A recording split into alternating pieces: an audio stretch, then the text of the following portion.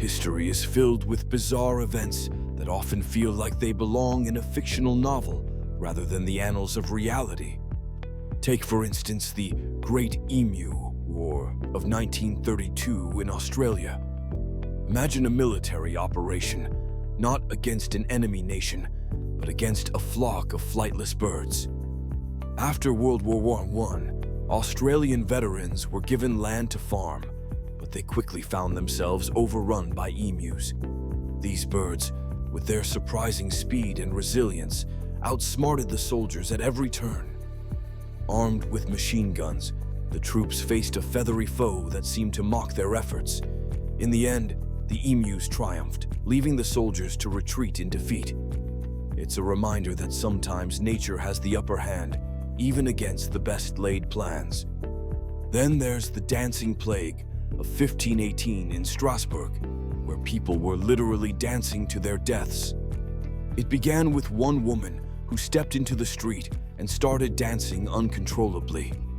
Within days, dozens joined her, and soon, hundreds were caught in this bizarre frenzy.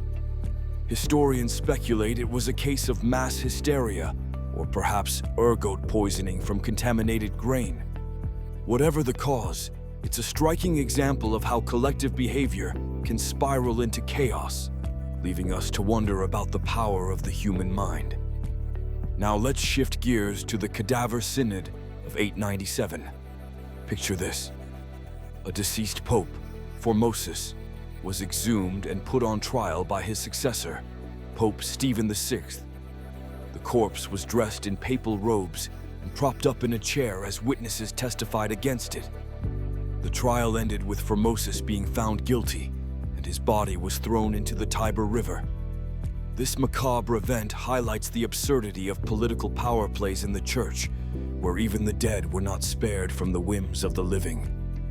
Speaking of bizarre disasters, the Great Molasses Flood of 1919 in Boston is hard to top.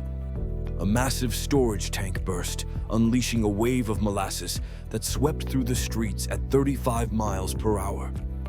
It was a sticky situation that resulted in 21 deaths and extensive damage. The aftermath was surreal, with residents struggling to escape the thick, sweet tide. It's a reminder that even the most innocuous substances can turn deadly under the right circumstances. Then there's Operation Paul Bunyan, the largest nuclear test ever conducted by the United States in 1966.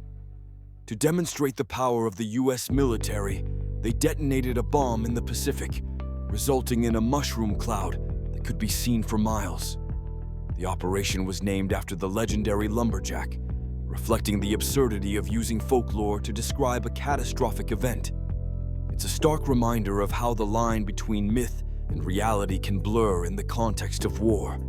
And let's not forget Tarare, the 18th century Frenchman who was known as the human garbage disposal. This man had an insatiable appetite, consuming anything from live animals to inedible objects.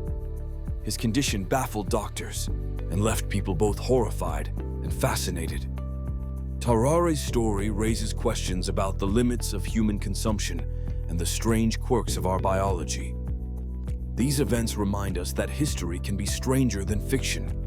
The absurdity, the chaos, and the sheer unpredictability of human behavior often defy logic. It's a testament to the complexity of our existence, where the lines between reality and the bizarre blur, leaving us with stories that are not only entertaining, but also deeply reflective of the human experience. History is filled with these oddities, and perhaps that's what makes it so captivating.